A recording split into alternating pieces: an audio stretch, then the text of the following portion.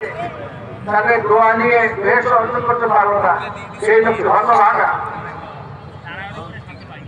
আর যে ব্যক্তি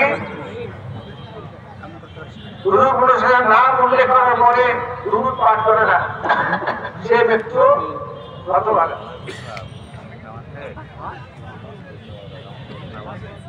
আর যে ব্যক্তি মাহে রমজান পেল অথচ মাগফিরাত পেল না, সেই ব্যক্তি হতভাগা।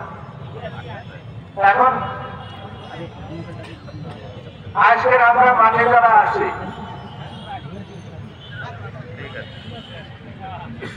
আমরা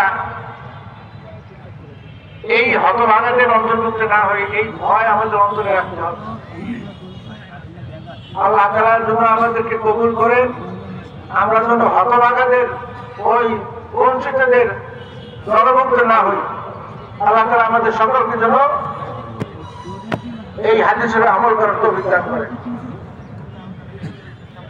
পিছনে যারা দাঁড়িয়ে আছেন, আমি তাদেরকে উদ্দেশ্য করে অনুরোধ করবো যে আপনারা লাইন কাটা সোজা করে এবং সামনে কোনো ফাঁকা না থাকে এরকম অবস্থায় আপনারা বসার চেষ্টা করবেন।